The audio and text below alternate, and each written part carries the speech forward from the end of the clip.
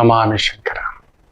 ಸದಾಶಿವ ಸಮಾರಂಭಂ ಶಂಕರಾಚಾರ್ಯ ಮಧ್ಯಮಾಂ ಅಸ್ಮದಾಚಾರ್ಯ ಪರ್ಯಂತಂ ವಂದೇ ಗುರು ಪರಂಪರಾ. ಶ್ರುತಿ ಸ್ಮೃತಿ ಪುರಾಣಾನಾಂ ಆಲಯಂ ಕರುಣಾಲಯಂ ನಮಾಮಿ ಭಗವತ್ಪಾದಂ ಶಂಕರಂ ಲೋಕಶಂಕರಂ. ನಾಡಿನ ಸಮಸ್ತ ವೀಕ್ಷಕ ಬಂಧುಗಳ ಪಾದಾರವಿಂದಗಳಿಗೆ ನನ್ನ ಶಿರಸಾಷ್ಟಾಂಗ ನಮಸ್ಕಾರಗಳು. ಎಲ್ಲರಿಗೂ ಶುಭೋದಯ. ಮಾತೃದೇವೋ ಭವ. ಬನ್ನಿ ಇವತ್ತಿನ ಪಂಚಾಂಗ ಫಲ ನೋಡೋಣ. 30ನೇ ತಾರೀಕು ಜೂನ್ 2026 ಮಂಗಳವಾರ. ಶ್ರೀ ಪರಾಭವನಾಮ ಸಂವತ್ಸರೆ, ಉತ್ತರಾಯಣೆ, ಗ್ರೀಷ್ಮ ಋತು, ಜ್ಯೇಷ್ಠ ಮಾಸೆ, ಕೃಷ್ಣ ಪಕ್ಷದ ಪಾಡ್ಯಮಿ ತಿಥಿ, ಪೂರ್ವಾಷಾಢ ನಕ್ಷತ್ರ, ಬ್ರಹ್ಮಯೋಗ, ಬಾಲವಕರಣ. ಇವತ್ತಿನ ಪಂಚಾಂಗ ಫಲ ವಿಶೇಷವಾಗಿ ಈ ಒಂದು ಗುರು ಪುಷ್ಯಾಮೃತ ಯೋಗದ ಕಟ್ಟಕಡೆಯ ಸಂಚಿಕೆ ಮೀನರಾಶಿಗೆ ಹೇಗಿದೆ. ಪೂರ್ವ ಪುಣ್ಯ ಸ್ಥಾನದಲ್ಲಿ ಬಂದಿದೆ. ಪೂರ್ವ ಪುಣ್ಯ, ಪೂರ್ವ ಜನ್ಮದ ಪುಣ್ಯ. ಒಂದೊಂದು ಮನೆಗೂ ಒಂದೊಂದಿದೆ. ತನುಭಾವ, ನೀವು ಹುಟ್ಟಿರೋದು ಯಾವ ಲಗ್ನ ಅನ್ನೋದು ಅದ್ರ ಮೇಲೆ ಡಿಪೆಂಡ್ ಆಗುತ್ತೆ. ಏನೇ ಮಾಡಿ, ಮೀನ ಲಗ್ನದಲ್ಲಿ ಹುಟ್ಟಿದಿರಿ ಇಲ್ಲ ಮೀನ ರಾಶಿ, you are a public person. ನಿಮಗೆ ಗೊತ್ತಿಲ್ಲದೆಯೇ ನೀವೊಂದು 4 ಜನಕ್ಕೆ ಅನ್ನ ಆದ್ರೂ ಇಡ್ತೀರಿ. ಹೌದು ಅಲ್ವೋ ಹೇಳಿ? ಅನ್ನಪ್ರಿಯರು. ಪೂರ್ವ ಪುಣ್ಯ ಸ್ಥಾನ ಯಾವುದು? ಕಡಗರಾಶಿ. ನಿಮ್ಗೆ ಅನ್ನ ಇಡೋದು ಅಂದ್ರೆ ತುಂಬಾ ಇಷ್ಟ. ಯಾರಿಗಾದ್ರೂ ಒಂದು ಪುಟ್ಟ ಸಹಾಯ, ಒಂದು ಬಾರ ಊಟ ಮಾಡೋ, ಕರ್ಕೊಂಡೋ ಊಟ ಆದ್ರೂ ಮಾಡಿಸ್ತೀರಿ. ಅನ್ನಬ್ರಹ್ಮರು, ಜ್ಞಾನ ಬ್ರಹ್ಮರು. ನಿಮಗ್ ಗೊತ್ತಿಲ್ದಿರೋದಿಲ್ಲ. ಜನ್ಮದ ಗುರು ಲಗ್ನ ಅಲ್ವಾ, ಹೆಲ್ಪಿಂಗ್ ನೇಚರ್ ಅನ್ನೋದು ನಿಮಗೆ ಬರುತ್ತೆ. ಬಟ್ ಹೆಲ್ಪ್ ಮಾಡೋಕ್ ಮೊದಲು ಎಲ್ರು ಹೆಲ್ಪ್ ಮಾಡಲ್ಲ ಮಕ್ಕಳೇ, ಬರೋಲ್ಲ. ಒಂದು ಹೆಲ್ಪಿಂಗ್ ಕೊಡೋದು, ಮಾಡೋದು, ನಿಲ್ಲೋದು, ಓಡೋದು, ಅದೊಂದು ಅದ್ಭುತ. ಎಲ್ರಿಗೂ ಕೊಡುವುದಿಲ್ಲ. ಅದಕ್ಕೆ ಲಗ್ನ, ತನುಭಾವ, ಯಾವ ಲಗ್ನದಲ್ಲಿ ಹುಟ್ಟಿದ್ದಾರೆ. ಗುರು ಬಂದು ಕೊಡೋದು, ಜ್ಞಾನ ಕೊಡೋದು, ಬದುಕು ಕೊಡೋದು, ಜೀವನ ಕೊಡೋದು, ಇವೆಲ್ಲದಕ್ಕೂ ಕಾರಕತ್ವ. ತಮ್ಮ ಮನೆ ತೂತು ಇನ್ನೊಬ್ರ ಮನೆಗೆ ನಿಲ್ತಾರ ಅವ್ರು. ತಾನ್ ತಿಂದಿದಿನ ಇಲ್ವಾ, ಅದು ಆಗ್ಬೇಕು ಅವ್ರಿಗೆ ಅಂತ ಒಂದು ಬಾಧೆ ಇಟ್ಬಿಟ್ಟಿರ್ತಾನೆ. ಯಾಕೆ ಹೇಳಿ? 12ನೇ ಮನೆ ಅಧಿಪತಿ ಕರ್ಮಾಧಿಪತಿ, ಲಾಭಾಧಿಪತಿ ಪ್ಲಸ್ ವ್ಯಯಾಧಿಪತಿ. ನಿಮ್ಮನ್ನ ಅಷ್ಟು ಹೊಡೆದಿರ್ತಾನೆ, ಅಷ್ಟು ಎಳೆದಿರ್ತಾನೆ. ಹೇಳಿ ಕರೆಕ್ಟಾಗಿ ಮೀನ ಲಗ್ನದಲ್ಲಿ ನೀವು ಹುಟ್ಟಿದ್ದರೆ 100% ನಿಮ್ಮನ್ನ ಬಂದು ಫುಟ್ಪಾತ್ ಅಲ್ಲಿ ಮಲಗಿಸಿರೋಲ್ಲ, ಭಿಕ್ಷೆ ಬೇಡಿಸಿರೋಲ್ಲ, ಇವೆರಡು ಬಿಟ್ಟು ಇನ್ನೆಲ್ಲ ಮಾಡಿಸಿರ್ತಾನೆ. ಆಮೇಲೆ ಮೋಸ ಮಾಡಿ ನೀವು ಮಾತ್ರ ಬದುಕೋಲ್ಲ. ಲೆಕ್ಕಾಚಾರವಾಗಿ ಬದುಕ್ತೀರಿ. ಯಾಕಂದ್ರೆ ಬುಧ ನಿಮಗೆ ಕೇಂದ್ರಾಧಿಪತಿ, ಲೆಕ್ಕಾಚಾರದ ವ್ಯಕ್ತಿ. ದುಡ್ಡು ಉಳಿಸೋದು ಅನ್ನೋದು ನಿಮಗೆ ಒಂದು ರಕ್ತಗತವಾಗಿ ಬಂದಿರುತ್ತೆ, ಬಟ್ ಉಳಿಸೋಕ್ ಬಿಡೋದಿಲ್ಲ. ಗುರು ಕೊಡೋದಲ್ವಾ. ಯಾವುದೋ ರೂಪದಲ್ಲಿ ಶನಿ ಬೇರೆ ನಿಮಗೆ ಲಾಭಾಧಿಪತಿಯಾಗಿಯೂ ಬಂದು ವ್ಯಯಾಧಿಪತಿಯೂ ಆಗೋದ್ರಿಂದ ನಿಮಗೆ ಅದನ್ನ ಆ ಖರ್ಚಿನ ಭಾವದಲ್ಲಿ ತಂದು ನೆಲೆಸ್ತಕ್ಕಂಥದ್ದಾಗುತ್ತೆ. ಹೇಗೆ ಮಾಡಿ, ಹೆಂಗೇ ಮಾಡಿ ನಿಮಗೊಂದು ಖರ್ಚು ಡಿಫಾಲ್ಟ್ ಅಲ್ಲಿ ಇರುತ್ತೆ. ನೀವು ಏನೇನೋ ಮಾಡ್ತೀರಿ. ನಿಮ್ಮಿಂದ ಸಹಾಯ ಪಡೆದವರು ಎಷ್ಟು? ಮೀನ ಲಗ್ನದವರು ಹೇಳಿ ನೋಡೋಣ. ಯಾರಿಗೂ ಯಾವುದೋ ರೂಪದಲ್ಲಿ. ಇನ್ನೊಂದು ವಿಚಿತ್ರ ಏನು ಗೊತ್ತಿರ, 12ನೇ ಮನೆ ಅಧಿಪತಿ ಶನಿ ಆಗಿರೋದ್ರಿಂದ ನೀವು ಮಾಡಿರೋ ಸಹಾಯ ನಿಮಗೆ ಗೊತ್ತಿರೋಲ್ಲ. ಅಷ್ಟು ಮಾಡಿರ್ತೀರಿ. 100% ಮೀನ ರಾಶಿಯವರ ಸುತ್ತಮುತ್ತಲು 10 ಜನ ಅನ್ನ ತಿಂದಿರ್ತಾರೆ ಪಕ್ಕ. ಯಾರಿಗೋ ನೆರಳಾಗಿರ್ತೀರಿ. ಅದೊಂದು ಕಾದಿದ್ದು ಒಂದು ಮರವಾಗಿ ಅದು ಹಣ್ಣು ಕೊಡಬೇಕು. ಅದುವೇ ಗುರು ಪುಷ್ಯಾಮೃತ ಯೋಗ. ಕರೆಕ್ಟಾಗಿ ಹೇಳಿ, ಈ ಒಂದು ಜೂನ್ 18ರಿಂದ ನಿಮ್ಮ ಮನೆಯಲ್ಲಿ ಶುಭ ಕಾರ್ಯಗಳು ನಡೆದಿದ್ದಾವ ಇಲ್ವಾ? ಅದಕ್ಕೆ ಮೊದಲೇ 10 ದಿನ ಮೊದಲಿಂದಲೇ ಆರಂಭ ಆಗಿರುತ್ತೆ. ಏನಾದ್ರೂ ಒಂದು ಬಂಗಾರವೋ, ದುಡ್ಡೋ, ಸಹಾಯವೋ, ವ್ಯವಹಾರ ಚಿಕ್ಕಗಳಿಂದ ಹೊರಗಡೆ ಬಂದಿರ್ತೀರಿ. ಹಣಕಾಸಿನ ಚಿಕ್ಕಗಳಿಂದ ಹೊರಗಡೆ ಬರ್ತೀರಿ. ಮನೆಯಲ್ಲಿ ಸಂಗಾತಿ, ಮಗು, ಮದುವೆ ಇಲ್ಲದವ್ರಿಗೆ ಮದುವೆ, ಕುಟುಂಬವಿಲ್ಲದವ್ರಿಗೆ ಕುಟುಂಬ. ಗುರು ಬೇರೆ ಪಂಚಮಕ್ಕೆ ಬೇರೆ ಬಂದಿದ್ದಾನೆ. ಪೂರ್ವ ಪುಣ್ಯ ಸ್ಥಾನಾಧಿಪತಿ ಚಂದ್ರನ ಮನೆಯಲ್ಲಿ ಗುರು ಪುಷ್ಯಾಮೃತ ಯೋಗ ನಡೆಯೋದು ಅಂತ ಹೇಳ್ದ ಅಂದ್ರೆ ಇದು ಹೆಂಗೆ ಅಂದ್ರೆ ಚಿರೋಟಿ, ಅದ್ರ ಮೇಲೆ ಲಾಡು, ಅದ್ರ ಮೇಲೆ ಪಾಯಸ, ಅದ್ರ ಮೇಲೆ ತುಪ್ಪ. ಅಬ್ಬಾಬಾಬಾಬಾಬಾಬಾಬಾಬಾಬಾ. ದಶಾಭುಕ್ತಿಗಳು ಫೇವರಬಲ್ ಆಗಿತ್ತು ಅಂದ್ರೆ ಮೀನ ಲಗ್ನದವರು ರಾಜ್ಯವ ಆಳಬೇಕು. ಯಾಕೆಂದ್ರೆ ನಿಮಗೆ ನೋಡಿ, ಆ ಗುರು ಪುಷ್ಯಾಮೃತ ಯೋಗ ನಡೆಯಬೇಕಾದ್ರೆ ಧನಾಧಿಪತಿಯಾದಂಥ, ಭಾಗ್ಯಾಧಿಪತಿಯಾದಂಥ, ತ್ರಿಕೋಣಾಧಿಪತಿಯಾಗಿರತಕ್ಕಂಥ ಕುಜ ತನ್ನ ಸ್ವಂತ ಮನೆಯಲ್ಲೇ ಮೇಷದಲ್ಲಿ ಕುಳಿತಿದ್ದಾನೆ. ಬ್ಯೂಟಿಫುಲ್.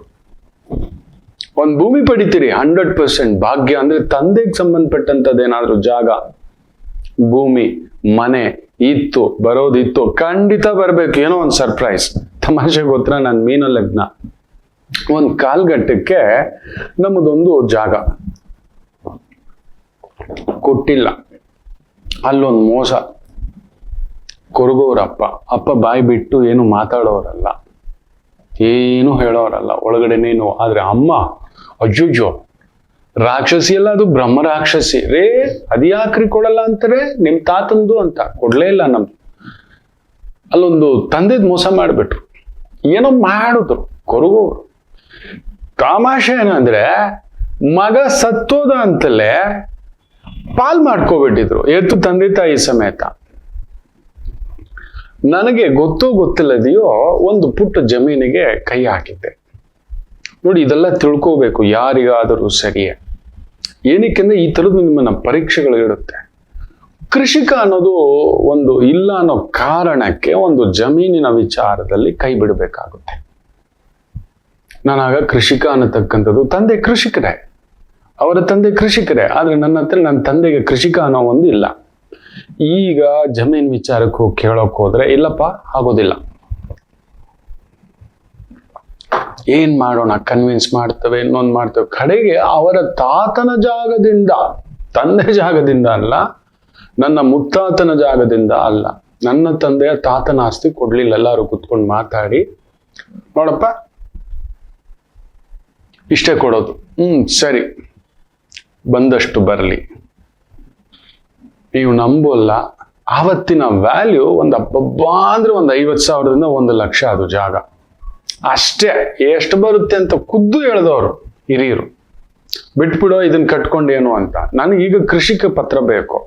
ನನ್ನ ತಂದೆ ಕೃಷಿಕ ಅಂತ ವಂಶವೃಕ್ಷದಲ್ಲಿ ತೋರಿಸ್ಬೇಕು. ಓಡಾಡಿ ಮಾಡಿ ಅಷ್ಟು ದೊಡ್ಡ ಕುಟುಂಬಕ್ಕೆ ಸರ್ವೆ ಮಾಡಿಸ್ಬೇಕು, ಪೋಡಿ ಮಾಡಿಸ್ಬೇಕು. ಯಾರೂ ಒಪ್ತಿಲ್ಲ, ಅದೆಲ್ಲ ಗೊತ್ತಿಲ್ಲಪ್ಪ ಅಂತ. ಅವ್ರು ಯಾರು ಬರಲ್ಲ ಅಂತಾರೆ. ಅವ್ರವ್ರ ಜಾಗಗಳಿಗೆ ಅವ್ರಿಗೆ ಮಾಡ್ಕೊಡ್ಬೇಕು. ನೀವು ನಂಬಲ್ಲ, ಬರಬೇಕಾದಂತ 50,000 ರೂಪಾಯಿ ಜಾಗ, 50-60,000 ರೂಪಾಯಿ, ಅದನ್ನ ಒಂದು 14 ಲಕ್ಷದವರೆಗೂ ಖರ್ಚು ಮಾಡ್ತಾನೆ. ಎಲ್ಲರೂ ಅಷ್ಟು ದೊಡ್ಡ ಕುಟುಂಬ, ಅವ್ರವ್ರಿಗೆ ಭಾಗ ಮಾಡಿ, ಇದು ನಿಂದು, ಅವ್ರಿಗೆ ರಿಜಿಸ್ಟ್ರು, ಇದು ನಿಂದು. ಕಡೆಗೆ ನನ್ನ ತಂದೆದು ಒಬ್ರದ್ದು ಮಾಡೋಕ್ಕಾಗಲ್ಲ. ಅವ್ರದೆಲ್ಲ ಪಾಲ್ ಹಂಚಿಸ್ಬೇಕು, ಅವ್ರ ಮಕ್ಳಿಗೆ ಹಂಚಿಸ್ಬೇಕು. ಇದೆಲ್ಲ ಅಷ್ಟು ದೊಡ್ಡ ಕುಟುಂಬಕ್ಕೆ ಮಾಡಿಸೋ ಅಷ್ಟಲ್ಲಿ ಒಬ್ಬೊಬ್ಬರದು ತೆಗ್ಸಿ ಮಾಡಿಸಿ, ಅವರ ಪತ್ರಗಳು, ಅದು ಟ್ಯಾಕ್ಸ್ಗಳು ಕಟ್ಟೋದು, ಒಂದು 40-50 ವರ್ಷದೆಲ್ಲ ಮಾಡಿ ರೆಡಿ ಮಾಡಿಸೋ ಅಷ್ಟರಲ್ಲಿ ಒಂದು 3 ವರ್ಷ ತಗೊಳುತ್ತೆ. 14 ಲಕ್ಷ ಖರ್ಚು ಮಾಡಿದ್ದಾನೆ. ಓಡಾಡಿ ಲೋನ್ ತೆಗೆದು ಇನ್ನೊಂದು ಆಯ್ತು.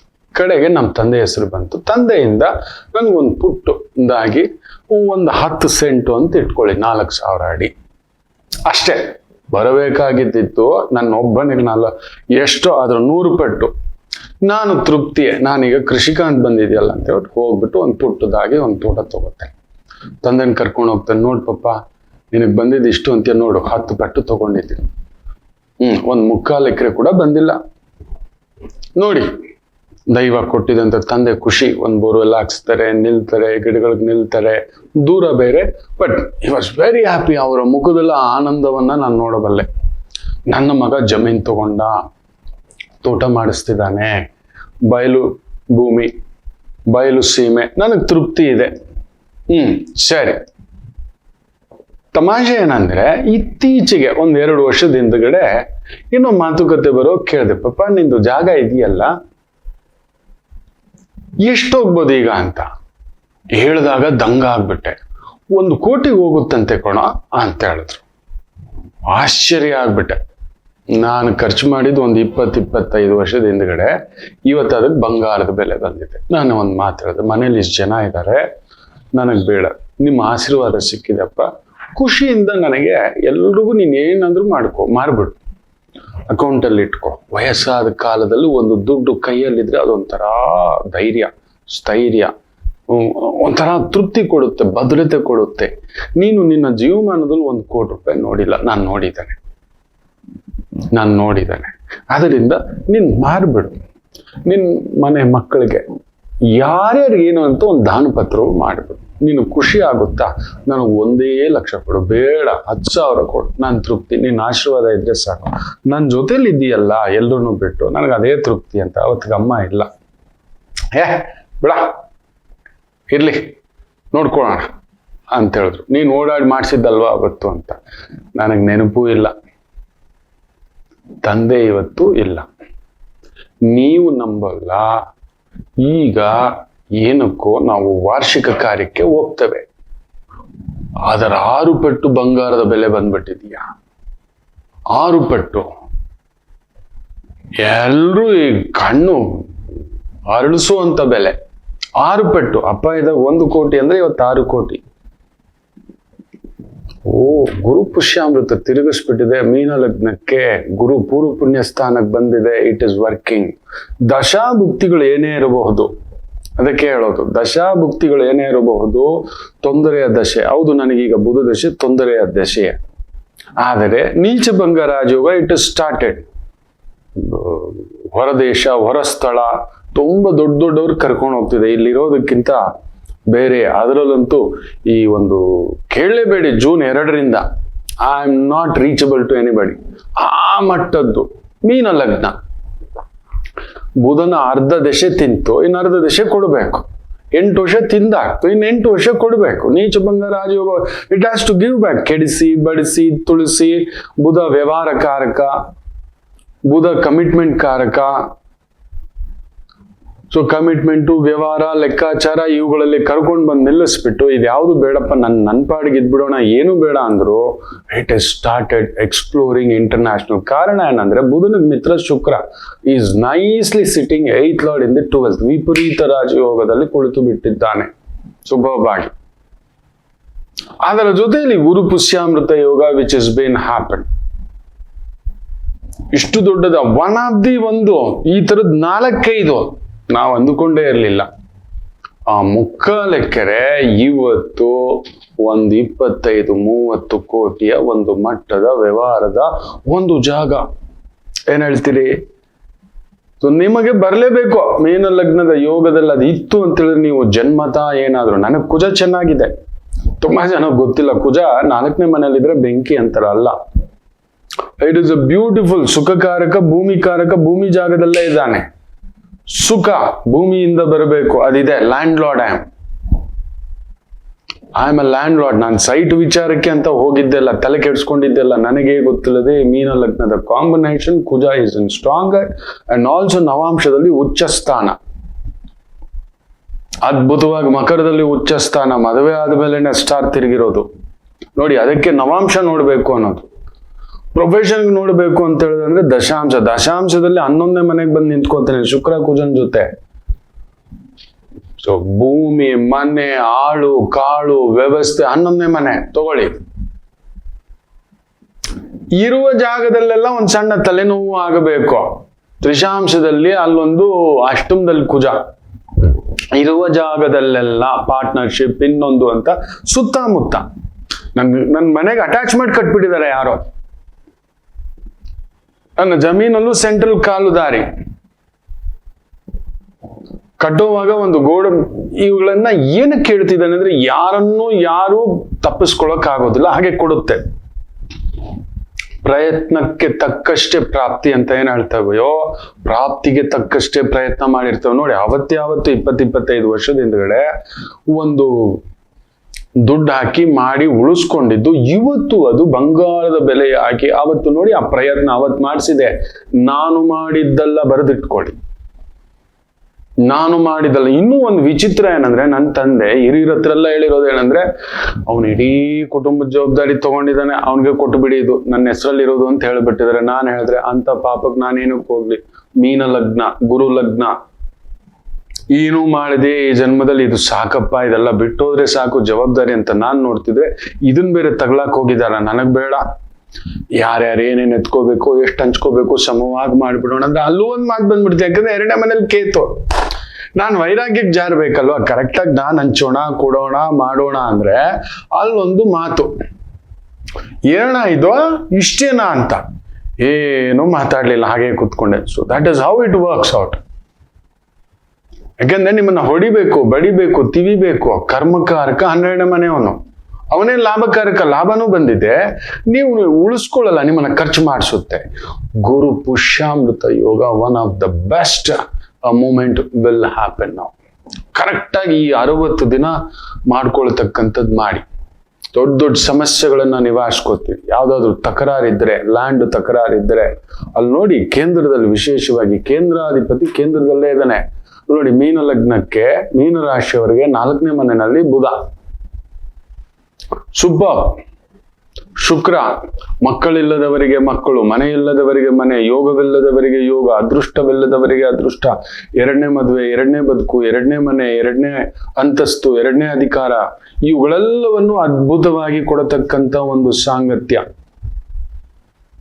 ಅಂಥದೊಂದು ಮ್ಯಾಜಿಕ್ ಈ ಮೀನ ಲಗ್ನ, ಮೀನ ರಾಶಿಯವ್ರಿಗೆ ನಡೆಯುತ್ತೆ. ಗುರು ಪುಷ್ಯಾಮೃತ ಅಂತ ಹೇಳಿದ್ದೆ ತುಂಬಾ ದೊಡ್ಡ ಬದಲಾವಣೆಗಳನ್ನ ನಿಮ್ಮ ಜೀವನದಲ್ಲಿ ಕೊಡ್ತಕ್ಕಂಥದ್ದಾಗುತ್ತೆ. ಮದುವೆ ಇಲ್ಲದೆ ಕೂತಿದ್ದೀರಾ, ಮದುವೆ ಸೌಭಾಗ್ಯ. ಡೈವರ್ಸ್ ಆಗಿದೆ, ಇನ್ನೊಂದು ಬದುಕು. ಬಿಟ್ಟು ಹೋಗಿದೆ, ಇನ್ನೊಂದು ಬದುಕು. So this will happen. ಕುಜ ಧೈರ್ಯ, ಸ್ಥೈರ್ಯ, ಸಾಮರ್ಥ್ಯ ಕೊಡ್ತಾನೆ. ನಿಮಗೆ ವ್ಯವಹಾರದಲ್ಲಿದ್ರೆ ಸ್ವಲ್ಪ ಶತ್ರುಗಳು ಪ್ರಬಲವಾಗಿರ್ತಾರೆ. ದುಡ್ಡು ಬರ್ತಿದೆ ಅಲ್ವಾ, ನೀವು ಕೊಡ್ಬೇಕಾಗಿರೋದು 30 ಲಕ್ಷ ಅಂತ ಹೇಳಿದ್ರೆ ಅವ್ರು 50 ಲಕ್ಷ ಡಿಮ್ಯಾಂಡ್ ಮಾಡ್ತಕ್ಕಂಥದ್ದು ಕೆಲವೊಂದು ಆಗುತ್ತೆ. ದಟ್ ಇಸ್ ದೇರ್, ಅಲ್ಲಿದೆ, ಏನೂ ಆಗೋಲ್ಲ. ನಿಮ್ಗಷ್ಟೇ ಒಳಹರಿವು ಬರತಕ್ಕಂಥದ್ದಾಗುತ್ತೆ. ರಾಹು ನೋಡಿ ನಿಮ್ಗೆ ಎಲ್ಲಿದ್ದಾನೆ, ಕೇತು ನೋಡಿ ಎಲ್ಲಿದ್ದಾನೆ.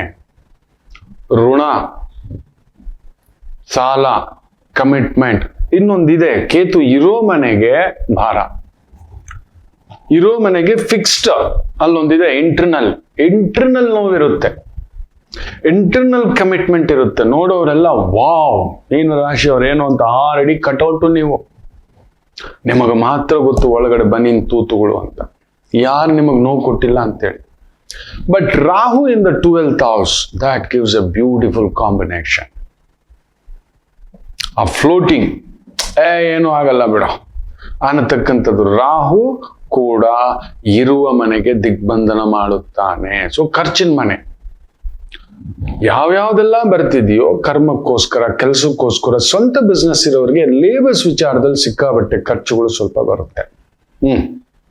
ಮನೆಯಲ್ಲಿ ಸ್ತ್ರೀಯರ ವಿಚಾರ, ಶುಭ ಕಾರ್ಯಗಳಿಗೆ ವಿಪರೀತ ಖರ್ಚು, ಒಂಥರ ಬ್ರ್ಯಾಂಡ್ ಖರ್ಚು ಮಾಡಿಸ್ತಕ್ಕಂಥದ್ದಾಗುತ್ತೆ.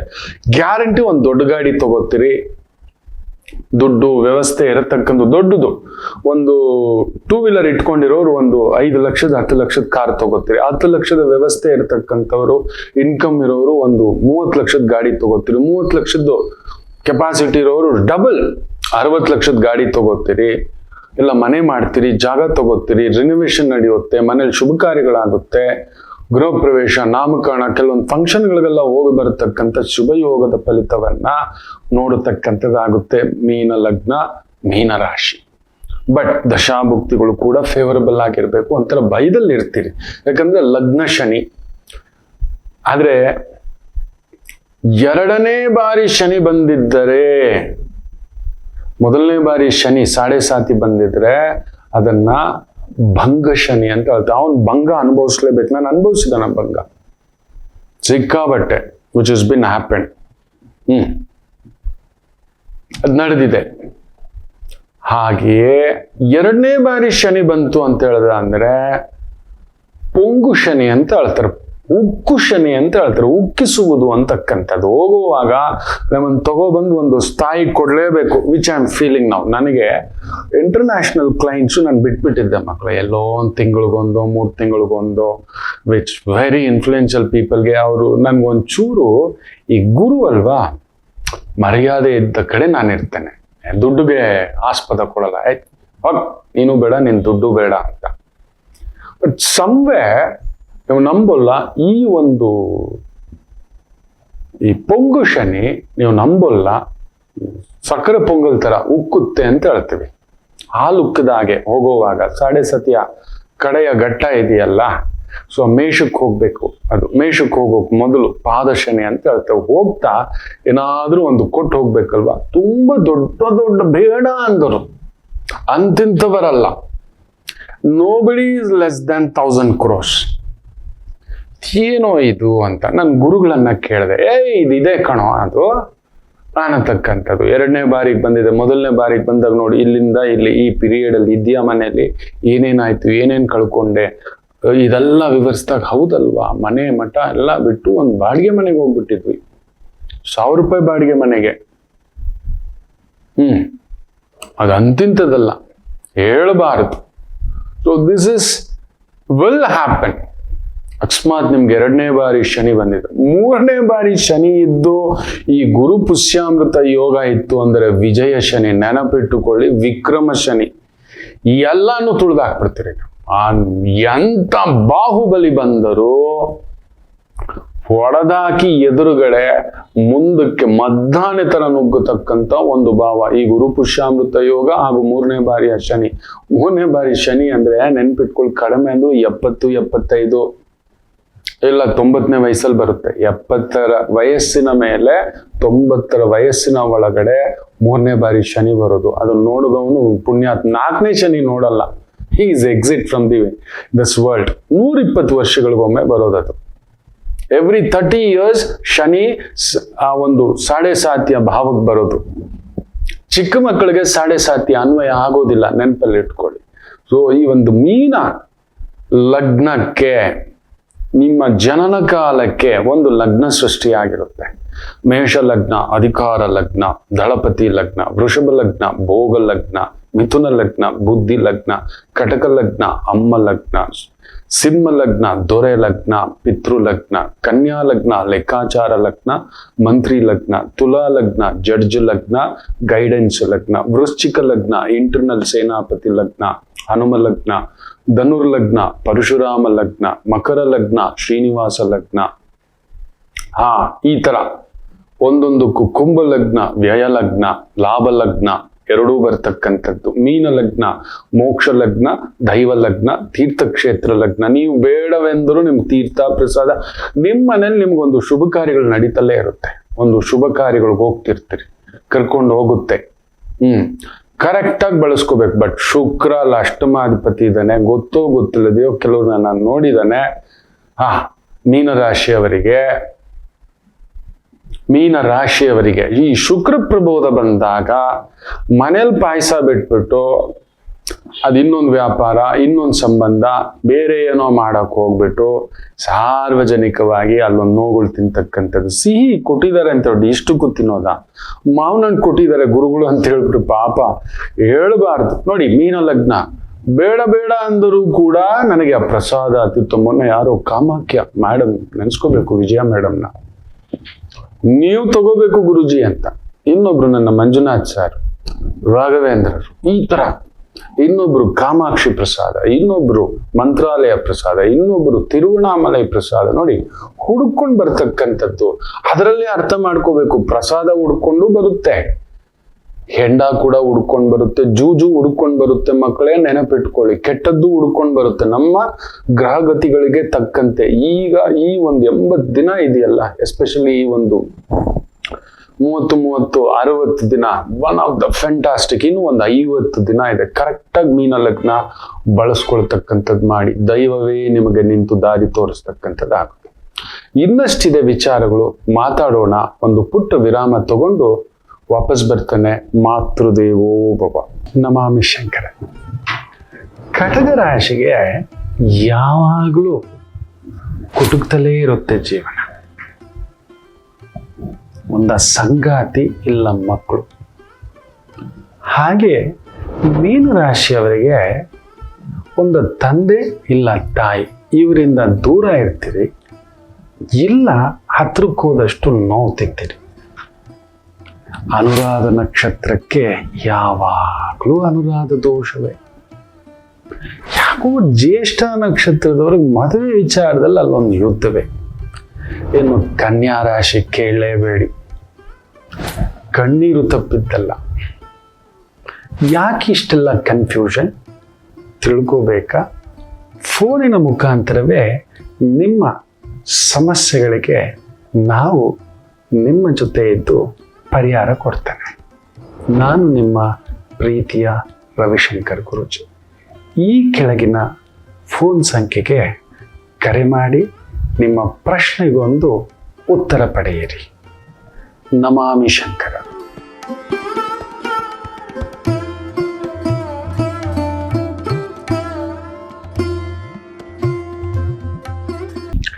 ನಮಾಮಿ ಶಂಕರ.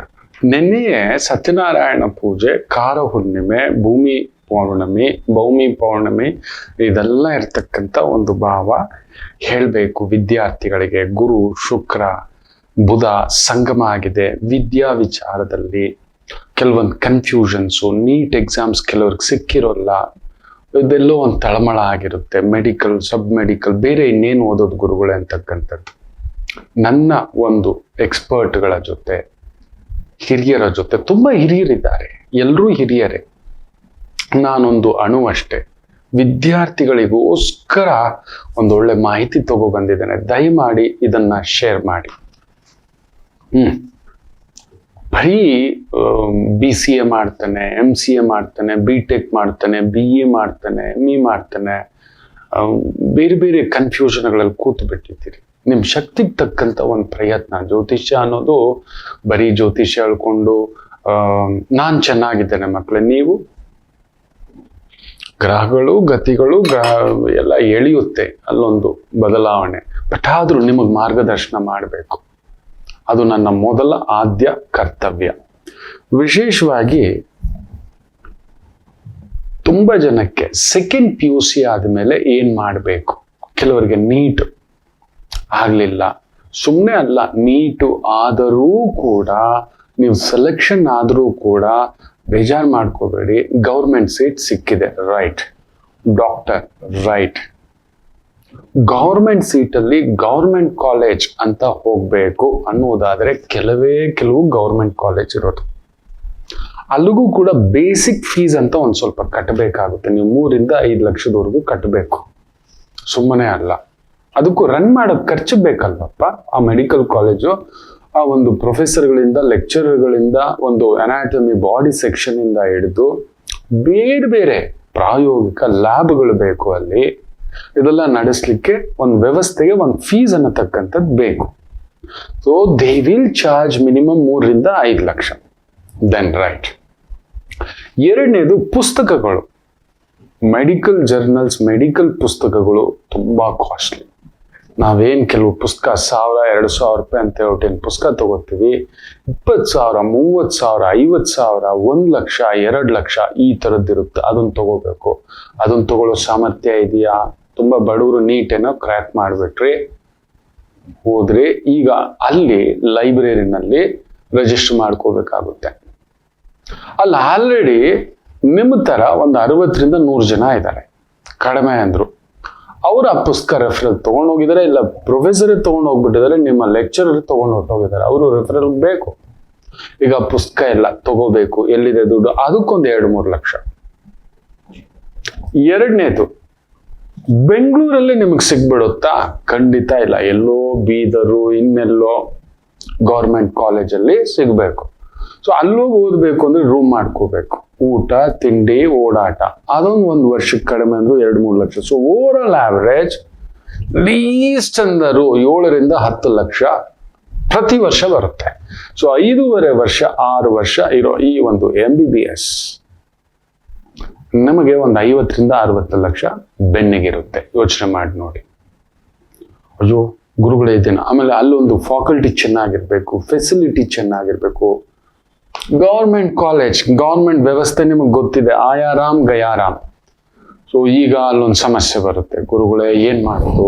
ನೀಟ್ ಹೊಡೆದಿದ್ದೀವಿ, ಹಾಗಾದ್ರೆ ನಾವು ಪ್ರೈವೇಟ್ ಕಾಲೇಜಲ್ಲೇ ಗೌರ್ಮೆಂಟ್ ಸೀಟ್ ಇಲ್ವಾ? ಇದೆ. ಈಗ MS ರಾಮಯ್ಯ, ದಯಾನಂದ್ ಸಾಗರ್, ಈ ತರದೆಲ್ಲ ಇದೆ, ಮಣಿಪಾಲ್, ರೈಟ್. ಅಲ್ಲೊಂದು 100 ಸೀಟ್ ಇದೆ ಅಂದ್ರೆ 40 ಸೀಟು ಗೌರ್ಮೆಂಟ್ ಸೀಟ್. ಅದು ನೀವು ನೀಟ್ ಪಾಸ್ ಆಗಿದ್ದೀರಿ, ಅಲ್ಲಿ ಹೋಗಿ ತಗೋಬೇಕು ಅಡ್ಮಿಷನ್. ಮಿನಿಮಮ್ ಪ್ರತಿ ವರ್ಷಕ್ಕೆ 7 ರಿಂದ 10 ಲಕ್ಷ ನೀವು ಮಿನಿಮಮ್ ಕಟ್ಟಬೇಕಲ್ಲಿ. ಪ್ರೈವೇಟ್ ಗೌರ್ಮೆಂಟ್ ಸೀಟ್ಗೆ ನೀವು 7ರಿಂದ 10 ಲಕ್ಷ ಮಿನಿಮಮ್ ಕಟ್ಟಬೇಕು. ಅಲ್ಲಿ ಫೆಸಿಲಿಟಿ ಚೆನ್ನಾಗಿರುತ್ತೆ. MS Ramaiah, it is a big foundation, big medical ಇದು ಸೂಪರ್. ಇಲ್ಲ ಮಣಿಪಾಲ್, ಈ ಥರದ್ದು ಇದಾವೆ. KIMS, Kempegowda institute of medical science, super. But ಅಲ್ಲಿ ಓದಬೇಕು ಅಂದ್ರೆ ಅದು ಪ್ರೈವೇಟ್ ಮೆಡಿಕಲ್ ಕಾಲೇಜ್, ಸಿಕ್ಕಾಪಟ್ಟೆ ಫೀಸ್ಗಳು ಇಟ್ಟಿರ್ತಾರೆ. ಅಲ್ಲಿ ಲೆಕ್ಚರ್ಗಳ ಸಂಬಳನೇ ಬೇರೆ. ಲೆಕ್ಚರರ್, ಪ್ರೊಫೆಸರ್ಗಳ ಸಂಬಳ ಅಂತೂ ಕೇಳಲೇಬೇಡಿ. ಮಿನಿಮಮ್ 3ರಿಂದ 5 ಲಕ್ಷ ಇರುತ್ತೆ ಒಂದೊಂದು ಪ್ರೊಫೆಸರ್ದು ಸಂಬಳ. ನೆನ್ಪಿಟ್ಕೊಳ್ಳಿ, 3ರಿಂದ 5 ಲಕ್ಷ ಸಂಬಳವಿರುತ್ತದೆ ಪ್ರತಿ ತಿಂಗಳಿಗೆ, ವರ್ಷಕ್ಕಲ್ಲ. ಡಾಕ್ಟರ್ಗೆ ಟೀಚ್ ಮಾಡೋ ಪ್ರೊಫೆಸರ್ಗೆ. ಸೊ ಅವ್ರ ಸಂಬಳ ಹೆಂಗೆ ಎತ್ಕೊಳ್ಳೋದು? ಸೊ ಇನ್ನೊಂದು 60 ಸೀಟ್ ಇದೆ, ಮ್ಯಾನೇಜ್ಮೆಂಟ್ ಕೋಟಾ ಇದೆ, NRI ಕೋಟಾ ಇದೆ. ಅಲ್ಲೊಂದು ವರ್ಷಕ್ಕೆ 50ರಿಂದ 60 ಲಕ್ಷ ತಗೋತಾರೆ ಮ್ಯಾನೇಜ್ಮೆಂಟ್ ಕೋಟಾನಲ್ಲಿ ಅಂತ ಹೇಳಿದ್ರೆ ಅದೊಂದು 2.5ರಿಂದ 3 ಕೋಟಿ ರನ್ ಮಾಡ್ಬೇಕಲ್ವಾ. ಅಷ್ಟು ದೊಡ್ಡ ಫೆಸಿಲಿಟಿ ಕೊಡಬೇಕು, ಲ್ಯಾಬ್ಸ್ ಇಡಬೇಕು, ಎಕ್ಸ್ರೇ ಇಂದ ಹಿಡಿದು ತುಂಬಾ ಏನೂ ಇಲ್ಲ. ನೀವೊಂದು ಡೆಂಟಲ್ ಸರ್ಜನ್ ಓದ್ತೀನಿ ಅಂದ್ರೆ ಅದೊಂದು ಮೆಷಿನೇ, ಡೆಂಟಲ್ದು ಕುತ್ಕೊಳ್ಳೋಂಥದ್ದೇ. ಕಡಿಮೆ ಅಂದ್ರೆ ಆಲ್ ಫೆಸಿಲಿಟಿ ಇರ್ತಕ್ಕಂಥ ಒಂದು ಡೆಂಟಲ್ ಸರ್ಜರಿ ಮಾಡತಕ್ಕಂಥ ಚೇರು ಫೆಸಿಲಿಟಿ ಒಂದು 20ರಿಂದ 50 ಲಕ್ಷದವರೆಗೂ ಇದೆ. ಎಷ್ಟು ಸ್ಟೂಡೆಂಟ್ಸ್ ಇದ್ದಾರೆ ಲೆಕ್ಕ ಹಾಕೊಳ್ಳಿ. ಒಂದು ಬಾಡಿ ತರಬೇಕು, ಒಂದು ಬಾಡಿನಲ್ಲಿ ಎಷ್ಟು ಜನಕ್ಕೆ ವಿದ್ಯೆ ಕಲ್ಸೋಕ್ಕಾಗುತ್ತೆ? ಒಂದು 4 ಬಾಡಿ ಬೇಕು. ಲ್ಯಾಬ್ ಇರಬೇಕು, ಅದನ್ನ ಪ್ರಿಸರ್ವ್ ಮಾಡೋ ಮೆಡಿಸಿನ್ಸು. ದಯಮಾಡಿ ಯೋಚನೆ ಮಾಡಿ ನೋಡಿ. ಸುಮ್ಮನೆ ಅಲ್ಲ, ಮೆಡಿಕಲ್ ಓದಬೇಕು ಅಂತ ಹೇಳಿದ್ರೆ ಮೆಡಿಕಲ್ ರನ್ ಮಾಡ್ಲಿಕ್ಕೂ ಅಲ್ಲೊಂದು ಲೆಕ್ಕಗಳು ಇದೆ. ಈಗ ನಮ್ಮ ಕೈಯಲ್ಲಿ ಆಗ್ಲಿಲ್ಲ ಗುರುಗಳೇ, ನಮ್ಮ ಕೈಯಲ್ಲಿ ನೀಟು ಇನ್ನೊಂದು ಆ ಒಂದು ಇದರಲ್ಲಿ ನೀಟು ನಮ್ಗೆ ಆಗಲಿಲ್ಲ, ನೀಟ್ ಬರೆದ್ರು ಕೂಡ ಆಗಲಿಲ್ಲ. ಈಗೇನು ನಾವು ಮುಂದಕ್ಕೆ ಮೆಡಿಕಲ್ ಅಲ್ಲೇ ಸಬ್ ಮೆಡಿಕಲ್ ಇದೆ, ಅದನ್ನ ಲಿಸ್ಟ್ ಮಾಡ್ಕೊಂಡು ಬಂದಿದ್ದಾನೆ ನಿಮ್ಗೆ. ಅಯ್ಯೋ ಗುರುಗಳೇ MBBS ಆಗ್ಲಿಲ್ಲ, ಪರವಾಗಿಲ್ಲ, ದೈವ. ನಾನು ಅದೇ ಹೇಳ್ತಿರ್ತೇನಲ್ವಾ, ನಮ್ಮ ಯೋಗ್ಯತೆಗೆ ತಕ್ಕಷ್ಟೇ ಪರಿಶ್ರಮ ಕೊಟ್ಟಿರ್ತಾನೆ. ಅವತ್ತೇ ಜ್ವರ ಬಂದಿರುತ್ತೆ ನಮಗೆ, ನೆನ್ಪಿಟ್ಕೊಳ್ಳಿ. ಪರಿಶ್ರಮ ಮಾಡಿ ಮಾಡಿ ಚೆನ್ನಾಗಿ ಒಳ್ಳೆ ಫಿಟ್ ಆಗಿ ಬಂದವನು ಅವತ್ತೇ ಕೈ ಮುರ್ಕೊಂಡು ಕೂತಿದ್ದಾನೆ. ಒಲಿಂಪಿಕ್ಸ್ಗೆ ಹೋಗೋ ದಿನಾನೇ. ಇಲ್ಲ ಫಿಸಿಕಲ್ ಫಿಟ್ನೆಸ್ ರಿಟರ್ನ್ ಎಕ್ಸಾಮ್ ಬರೆದಿದ್ದಾನೆ. ಫಿಸಿಕಲ್ ಫಿಟ್ನೆಸ್ ಈಗ SI SP IPS ಈ ಥರದ್ದು ಏನೇನೋ ಎಕ್ಸಾಮ್ ನಡೀತಿರುತ್ತೆ. ಆಗಲೇ ಬಿದ್ದು ಏನೋ ಒಂದು ಆಕ್ಸಿಡೆಂಟು, ಗೊತ್ತಿಲ್ಲ, ಯಾರೋ ಫ್ರೆಂಡ್ ಕರ್ಕೊಂಡು ಹೋದ, ಅವ್ನು ಟ್ಯಾಟೋ ಹಾಕ್ಸ್ಕೊಳ್ಳೋವಾಗ ನಮ್ಮ ಬುದ್ಧಿ ಭ್ರಮಣೆ, ನಾವು ಇಲ್ಲೊಂದು ಅಮ್ಮನಿಗೋಸ್ಕರ ಅಂತಾನೆ ಹಾಕೋಬಿಟ್ವಿ. ಅಲ್ಲಿ ರಿಜೆಕ್ಟು, ಬಟ್ಟೆ ತೆಗಿ ಅಂತಾರೆ ಫಿಸಿಕಲ್ ಫಿಟ್ನೆಸ್ ಅಲ್ಲಿ. ಟ್ಯಾಟೋ ಹಾಕೋತೀಯನೋ ನೀನು, ಹೋಗೋ ಅಂತ ಹೇಳ್ತಾರೆ ಮನೆಗೆ. ಅಷ್ಟೇ ಹೋಯ್ತು ಪೊಲೀಸ್ ಕೆಲಸ. ಇಲ್ಲ ಒಂದು ಗುದ್ದಿಸ್ಕೊಂಡು ಬಂದಿದ್ವಿ. ಇಲ್ಲ ಇನ್ನೂ ಒಂದು ರೂಲ್ಸ್ ಇದೆ ನಿಮಗೆ ಗೊತ್ತಿಲ್ಲ, ಅದು ಬೇರೆ ಬೇರೆ ಫಿಸಿಕಲ್ ಫಿಟ್ನೆಸ್ ನಲ್ಲಿ ತುಂಬಾ ಇದೆ ಅಂತ ಒಂದು ಅವಾಂತರ ಮಾಡಿಟ್ಕೊಂಡು ಬಂದಿದ್ವಿ. ಹೋಗೋ ಎಕ್ಸಿಟ್ ಅಂತ ಹೇಳ್ತಾರೆ. ಆ ಟೈಮ್ಗೆನೆ ನಾವು ಪ್ರಯತ್ನ ಮಾಡಿದಷ್ಟು ಫಲ ಸಿಗಬೇಕು ಅನ್ನತಕ್ಕಂಥದ್ದಲ್ಲ. ದೈವ, ಅದೃಷ್ಟ ಅನ್ನೋದು ಅದಕ್ಕೆ ಭಾಗ್ಯದ ಮನೆಯನ್ನ. ಆ ಅದೃಷ್ಟ ಅನ್ನೋದೇ ಗುರು. ಕಾಲಚಕ್ರದಲ್ಲಿ ನೀವು ನೋಡಿ, ಮೇಷದಿಂದ 9ನೇ ಮನೆ ಯಾವುದು? ಧನಸ್ಸು, ಅದೃಷ್ಟ, ಭಾಗ್ಯ. ಒಂದು ಗುರುವಿಂದ ಆಗುತ್ತೆ ನನ್ನ ಪ್ರಯತ್ನ. ನನ್ನ ಗುರುಗಳು ಏನ್ ತಿಳಿಸಿದ್ದಾರೆ, ತುಂಬಾ ಜನ ಗುರುಗಳೇ, ಎಷ್ಟೋ ಜನ MBBS ಆಗಿರೋಲ್ಲ, ಮೆಡಿಕಲ್ ಸೀಟ್ ಆಗಿರೋಲ್ಲ. ಇನ್ನು ಕೆಲವ್ರಿಗೊಂದು ತಲೆನಲ್ಲಿ ಆಯುರ್ವೇದನ ಡಾಕ್ಟ್ರೇ ನೀವು, ವೆಟರ್ನರಿನ ನೀವು ಡಾಕ್ಟ್ರೇ ನೀವು, ಫಾರೆನ್ಸಿಕ್ ಸೈನ್ಸ್ ಓದ್ಬೋದು ಪೆದ್ದುಗಳ, ಅದು ಮೆಡಿಕಲ್ಗೆ ಸಂಬಂಧಪಟ್ಟಂಥದ್ದು. ಫಾರೆನ್ಸಿಕ್ ಸೈನ್ಸ್, ಸೈಕಾಲಜಿ ಓದ್ಬೋದು ನೀವು ಡಾಕ್ಟ್ರೇ, ಹೋಮಿಯೋಪತಿ ಓದ್ಬೋದು ನೀವು ಡಾಕ್ಟ್ರೇ, ಸಿದ್ಧ ಓದ್ಬೋದು, ಅಲೋಪತಿನೇ ಬೇಕು ಅನ್ನತಕ್ಕಂಥದ್ದು ಒಂದು ಭ್ರಮೆ. It is one of the branches. ನೀವು ಮೆಡಿಕಲ್ಗೆ ಸಂಬಂಧಪಟ್ಟಂತ ಓದು, ಇದನ್ನ ಮನಸ್ಸಿನಲ್ಲಿ ತುಂಬಿಕೊಳ್ಳಿ. ದಯಮಾಡಿ ಹೇಳ್ತಾನೆ, ಕುಗ್ಗಬೇಡಿ. ನೀಟ್ ಸಿಗ್ಲಿಲ್ಲ, ನೀಟ್ ಆಗ್ಲಿಲ್ಲ, ಟಫ್ ಇತ್ತು ಅನ್ನತಕ್ಕಂಥವರಿಗೆ ನೋಡಿ, NCAHP national commission for allied and health care professions ಅಡಿಯಲ್ಲಿ ಬರುವ ಹಲವು ಪ್ರಮುಖ ಕೋರ್ಸ್ಗಳಿದಾವೆ. ದಯಮಾಡಿ, ಯಾಕಂದ್ರೆ ಗುರು ಉಚ್ಚಂಗತ, ಅದರಲ್ಲೇ ಎಕ್ಸ್ಪರ್ಟ್. ತುಂಬಾ ಜನ ಲ್ಯಾಬ್ಗಳು ತೆಗ್ದಿದಾರಲ್ಲಪ್ಪ, ಬ್ಲಡ್ ಬ್ಯಾಂಕ್ ತೆಗ್ದಿದಾರಲ್ಲಪ್ಪ, ಡಯಾಲಿಸಿಸ್ ಸೆಂಟರ್ ತೆಗ್ದಿದಾರಲ್ಲಪ್ಪ, ಅವರೆಲ್ಲ ಲೈಫ್ ಮಾಡ್ತಿಲ್ವಾ? ಒಂದು ಡಾಕ್ಟರ್ಗಿಂತಲೂ ಹೈಯೆಸ್ಟ್ ಇನ್ಕಮ್ ತೆಗಿತಿರೋರ್ನ ನಾನು ನೋಡಿದ್ದಾನೆ. ದಯಮಾಡಿ ಹೇಳ್ತಾನೆ, ಗುರು ಉಚ್ಚಂಗತ, ಗುರು ಪುಷ್ಯಾಮೃತ ಯೋಗದಲ್ಲಿದ್ದಾನೆ. ಮಕ್ಕಳಿಗೆ ಕುಗ್ಗಬೇಡಿ. ನೋಡಿ ಎಷ್ಟು ಚೆನ್ನಾಗಿದೆ ಅಂದ್ರೆ, ಫಿಸಿಯೋಥೆರಪಿ, BPT ಮಾಡ್ಬೋದು, occupational therapy, bachelor of occupational therapy, acupuncture ಅದು ಕೂಡ ಕಲಿಬಹುದು. ಮೆಡಿಕಲ್ ಲ್ಯಾಬೊರೇಟರಿ ಸೈನ್ಸಸ್, ಲ್ಯಾಬೊರೇಟರಿ ಬೇಕಲ್ವಾ, ಬ್ಲಡ್ ಟೆಸ್ಟ್ ಅಂತೆ, ಯೂರಿನ್ ಟೆಸ್ಟ್ ಅಂತೆ, ನಮ್ಮ ಕಫ ಟೆಸ್ಟ್ ಅಂತೆ, ತುಂಬಾ ಚೆನ್ನಾಗಿ ಗೌರವ ಇದೆ, ನೆನ್ಪಿಟ್ಕೊಳ್ಳಿ. ಅವರಿಲ್ಲ ಅಂದ್ರೆ ನಾವಿಲ್ಲ. ಬರೀ ಡಾಕ್ಟರ್ ಒಬ್ಬರಿಂದಲೇ ಎಲ್ಲ ಆಗುತ್ತೆ ಅನ್ಕೊಳ್ಳೋದು ತಪ್ಪು ಭ್ರಮೆ. ದಯಮಾಡಿ ಇನ್ನೊಂದು optometry, dialysis therapy and technology, dialysis therapy, radiotherapy technology, medical radiology, imaging technology, anaesthesia ಇದೆ. ನೆನಪಿಟ್ಟುಕೊಳ್ಳಿ, ಒಂದು ಆಪರೇಷನ್ ಆಗಬೇಕು ಅಂದ್ರೆ ಅನಸ್ತೇಷಿಯಾ, ನೀವು ನಂಬಲ್ಲ,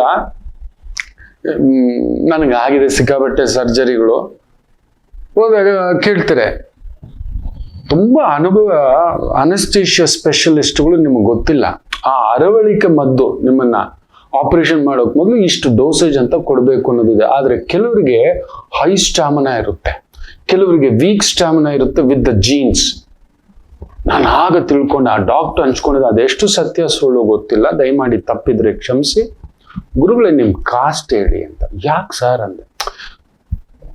ಮಾತಾಡ್ತಾ ಹೇಳಿದ್ರು, ಇವ್ರಿಗೆ ಇಷ್ಟು ಪ್ರಮಾಣ ತಡ್ಕೊಳ್ಳೋ ಶಕ್ತಿ ಇರುತ್ತೆ. ಒಬ್ಬ ರಜಪೂತ್, ಒಬ್ಬ ಗೌಡ, ಒಬ್ಬ ಗೌಂಡರ್, ಒಬ್ಬ ಸಿಕ್ಕು, ಒಬ್ಬ ಸರ್ದಾರ್ಜಿ, ಒಬ್ಬ ಪಠಾಣ್, ಅವನಿಗೆ ನಾವಿಷ್ಟು ಅಂತ ಕೊಡ್ಬೇಕಾಗುತ್ತೆ.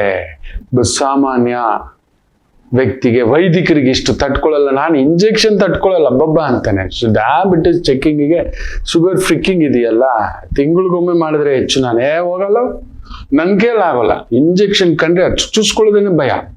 ನಮ್ಮ ಮಿಸ್ಸಸ್ ಬರ್ತಾರೆ, ಮಾತಾಡ್ತಾ ಇದ್ರು, ನೋಡ್ತೀನಿ ರೀ ಒಂದ್ ನಿಮಿಷ, ಕಚ್ಕಂಡ್ ಚುಚ್ಚಿಬಿಟ್ಟಿರ್ತಾರೆ, ಅವ್ವ ಅಂತ ಹೇಳಿರ್ತಾನೆ. ಹಾಗಲ್ಲ, ವೈದಿಕರು ನಾವು, ಮೆತುವು, ಸೂಕ್ಷ್ಮ, ಅಮ್ಮಮ್ಮ ಅಂತ ಕಣ್ಣಲ್ಲಿ ನೀರು ಬಂದ್ಬಿಡುತ್ತೆ.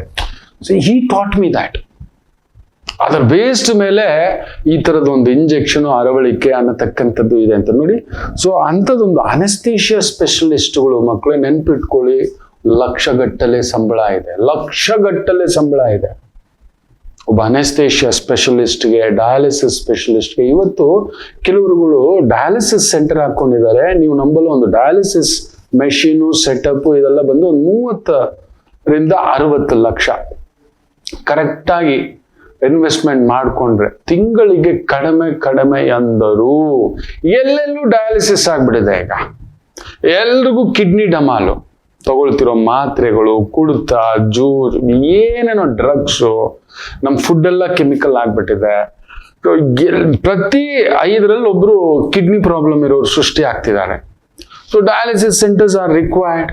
ಈ ತರ ಒಂದು ಮನೆ, ಆ ಮೆಷಿನ್ಗಳು 4 ಹಾಕೋಬಿಟ್ರೆ ನೆನ್ಪಿಡಿ, ಒಂದ್ ದಿನಕ್ಕೆ ಡಯಾಲಿಸಿಸ್ಗೆ ಎಷ್ಟು ತಗೋತೀರ ಅಂತ ನೀವು ಚೆಕ್ ಮಾಡಿ ನೋಡಿ. ಒಂದೊಂದು ಸೆಂಟ್ರಲ್ಲಿ ಒಂದೊಂದು ಇದೆ. ಆವರೇಜ್ಲಿ ಕಡಿಮೆ ಅಂದರು ಒಂದು 7ರಿಂದ 10,000 ರೂಪಾಯಿ ಚಾರ್ಜ್ ಮಾಡ್ತಾರೆ. ಅದು ಉಂಟು. ಕೆಲವರು ಆವರೇಜ್ಲಿ 5,000 ಕೂಡ ಉಂಟು. 5,000ನೇ ಇಟ್ಕೋಣ. ಒಂದು 5 ಮೆಷಿನ್ ಹಾಕೊಂಡಿದ್ದೀರಿ ಅಂದ್ರೆ ತಿಂಗಳಿಗೆ 7.5 ಲಕ್ಷ ಎತ್ಬೋದು. ನಿಮ್ ಖರ್ಚೆಲ್ಲ ಒಂದು 2.5 ಲಕ್ಷ ತೆಗೆದ್ರು 5 ಲಕ್ಷ. ನಿಮ್ಮ ರಿಟರ್ನ್ ಆನ್ ಇನ್ವೆಸ್ಟ್ಮೆಂಟ್ ಲೆಕ್ಕ ಹಾಕೊಳ್ಳಿ. 3 ವರ್ಷದಲ್ಲಿ 3 ಪಟ್ಟು ಬಂದ್ಬಿಡ್ತು. That is our thinking. ಸುಮ್ಮನೆ ಈ ತರ ಗಾಬರಿ ಪಟ್ಕೊಂಡು ಸೂಸೈಡ್ ಮಾಡ್ಕೊಳ್ಳೋದು. ಈಗ NEET result very shortly it is going to come. ತುಂಬಾ ಜನ ನೀಟು ತುಂಬಾ ಟಫ್ ಇತ್ತು ಗುರುಗಳೇ, CET ತುಂಬಾ ಟಫ್ ಇತ್ತು ಗುರುಗಳೇ. ಬದಲಾಗಿ ಮಕ್ಕಳು, ಬದಲಾದ ಕಾಲಕ್ಕೆ ತಕ್ಕಂತೆ ಈ ತರದ್ದು ಒಂದು ಸಬ್ಲೈನ್ ನೆನ್ಪಿಟ್ಕೊಳ್ಳಿ. ಈ ತರ ಪ್ಯಾರಾಮೆಡಿಕಲ್ಸ್ ಸಂಬಂಧಪಟ್ಟಂಥದ್ದು, ಆಕ್ಯುಪ್ರೆಷರು, ಈ ತರ BPT, MPT, dialysis, radiologist, X ray radiologist, scanning specialist, operation theatre technology. Operation ಥಿಯೇಟರ್ನಲ್ಲಿ ಏನೇನೋ ಹಾಕೋದು, ಇಳಿಸೋದು, ಆಕ್ಸಿಜನ್ ಹಾಕೋದು, ಇಳಿಸೋದು, ಇದೆಲ್ಲ ಇರುತ್ತೆ ಮಕ್ಕಳೇ. ಡಾಕ್ಟರ್ ಮಾಡಲ್ಲ ಅದು. ಡಾಕ್ಟರ್ ನೋಸ್ ಒನ್ಲಿ ಕೆಲವ್ರಿಗೆ ಟ್ರೀಟ್ಮೆಂಟ್ ಕೊಡೋದು ಗೊತ್ತು, ಕೆಲವರಿಗೆ ಮದ್ದು ಕೊಡೋದು ಗೊತ್ತು, ಕೆಲವರಿಗೆ ಸರ್ಜರಿ ಮಾಡೋದು ಸ್ಪೆಷಲಿಸ್ಟ್ ಆಗಿರ್ತಾರೆ. ಈ ತರ. So that is a paramedical ಅಲ್ಲಿ ನೋಡಿ, ಆಪರೇಷನ್ ಥಿಯೇಟರ್.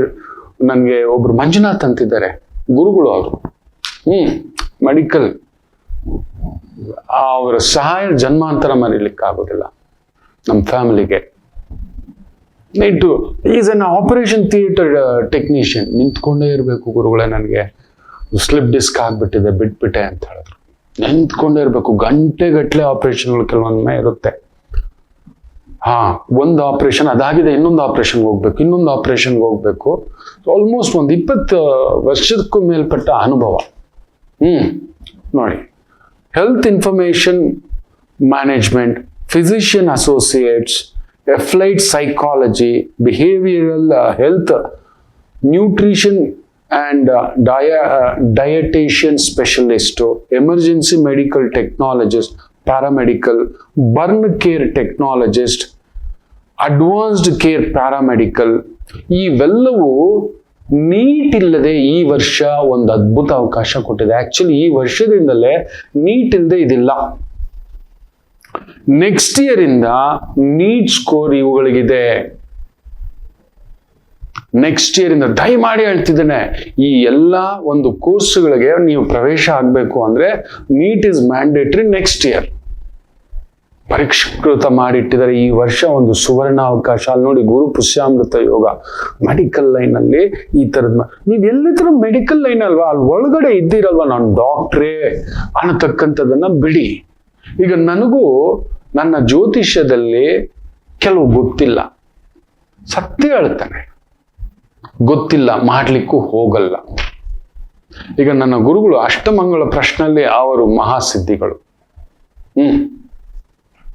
ನನ್ನ ಇನ್ನೊಂದು ಗುರುಗಳು ಒಂದು ಯಜ್ಞದಲ್ಲಿ ಅದ್ಭುತ, ಇನ್ನೊಂದು ಗುರುಗಳು ವೈದಿಕ ಕರ್ಮದಲ್ಲಿ ಅದ್ಭುತ, ಇನ್ನೊಂದು ಗುರುಗಳು ಅಪರ ಕಾರ್ಯದಲ್ಲಿ ಅದ್ಭುತ. ಕಡಿಮೆ ಅಂದ್ರೂ ಒಂದು 400ಕ್ಕೂ ಮೇಲ್ಪಟ್ಟ ವೈದಿಕರು ನನ್ನ ಜೊತೆಲಿದ್ದಾರೆ. ಆಯಾಯ ಕಾರ್ಯಗಳನ್ನ ಅವರು ವಹಿಸ್ಬಿಟ್ಟಿರ್ತಾನೆ. ಜ್ಯೋತಿಷ್ಯದಲ್ಲಿ ಇದಿದೆ, ಈ ಪರಿಹಾರಕ್ಕೆ ಈ ಪೂಜೆ ಇದಾಗ್ಬೇಕು, ಈ ಶಾಂತಿ ಆಗ್ಬೇಕು. 400 ಮಂದಿ ನೆನ್ಪಿಟ್ಕೊಳ್ಳಿ. That is there. ಅದನ್ನ ನಾನು ಮಾಡೋಲ್ಲ.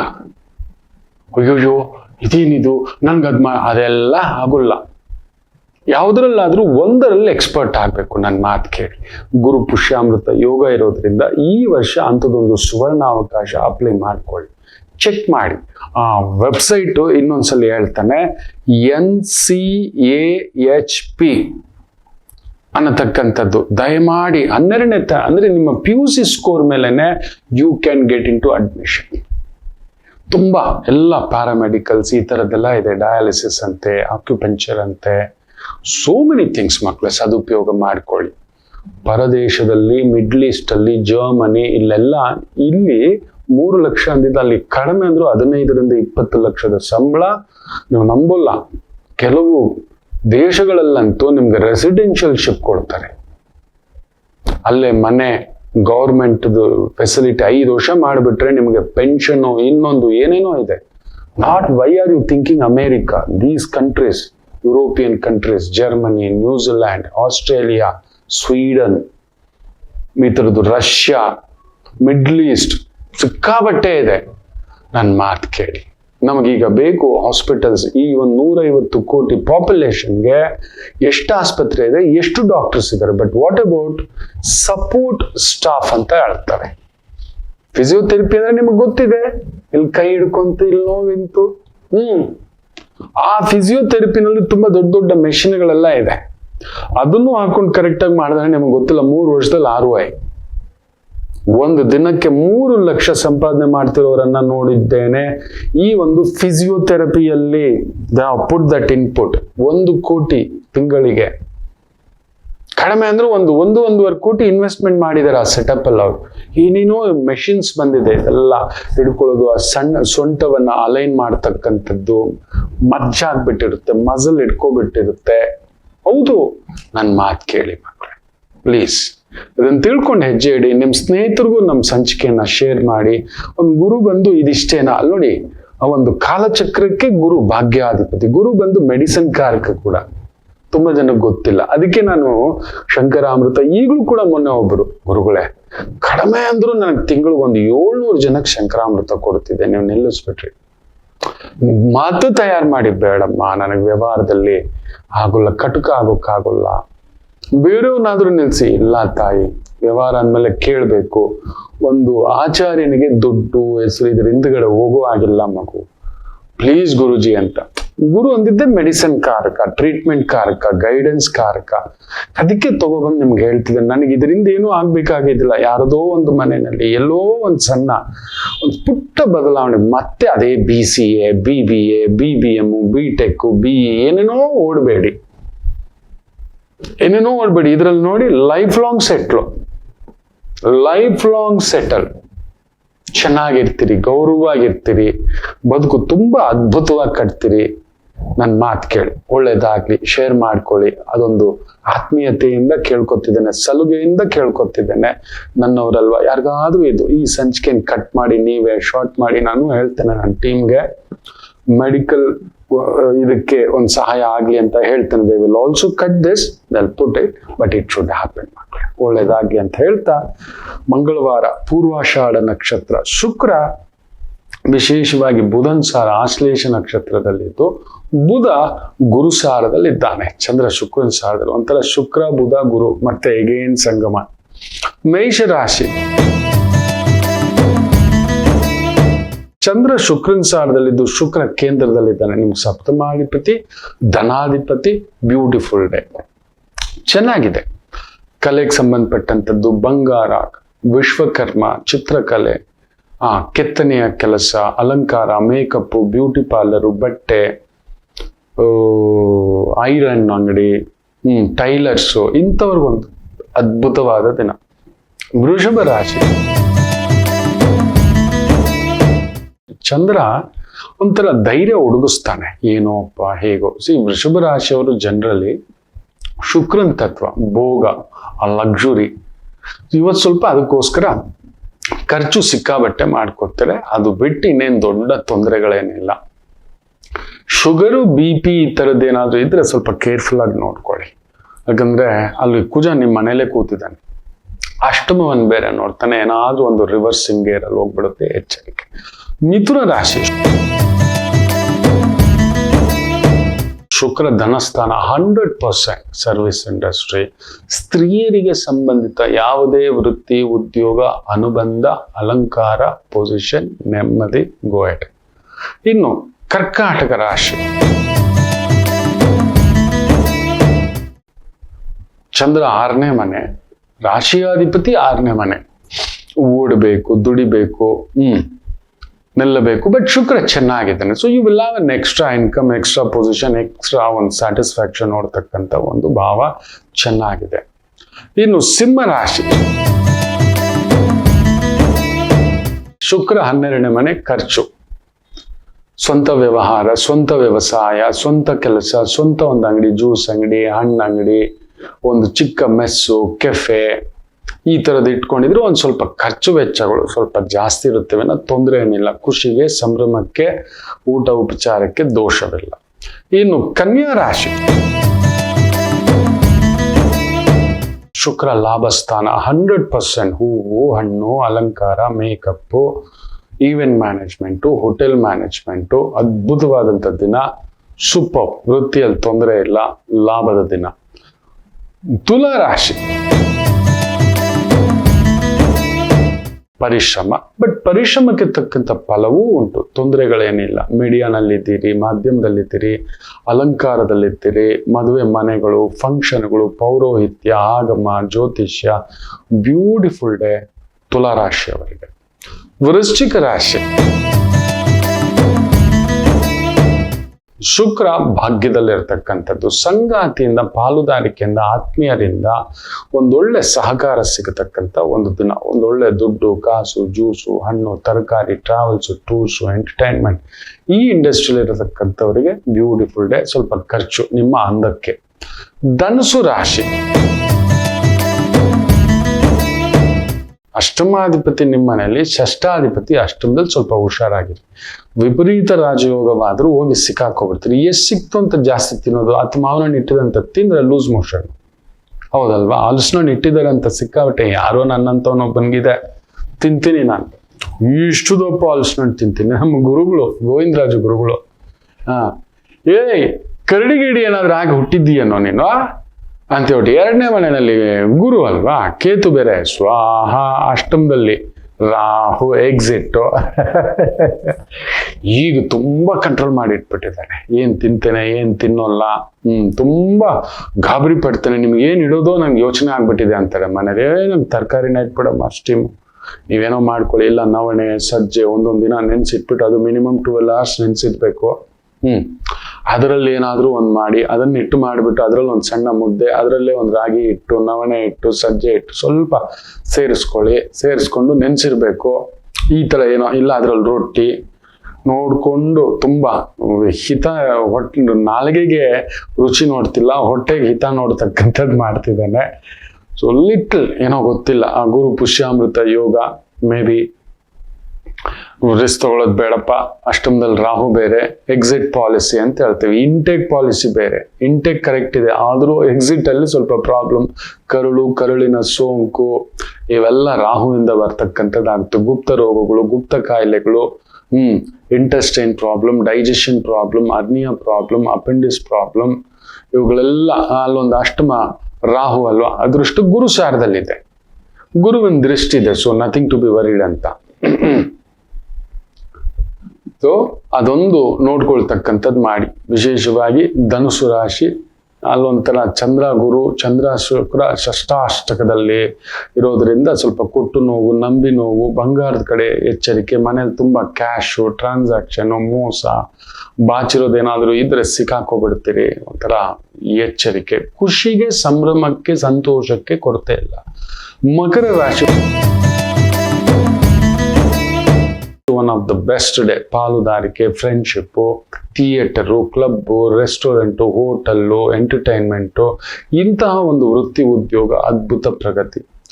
ಅಂಡ್ ಕುಂಭರಾಶಿ, ಚಂದ್ರ 11ನೇ ಮನೆ, ಬಟ್ ಶುಕ್ರ 6ನೇ ಮನೆ. ಸೊ ವೃತ್ತಿಲಿ ಓಡಬೇಕು, ಎಲ್ಲ ಬೇಕು, ಒಂಥರ ಪರಿಶ್ರಮ ಇದೆ.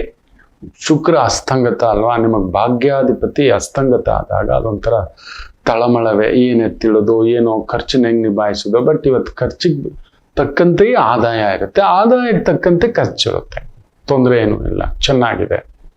ಪ್ರೀತಿ ಪಾತ್ರರ ಭೇಟಿ. ಮೀನರಾಶಿ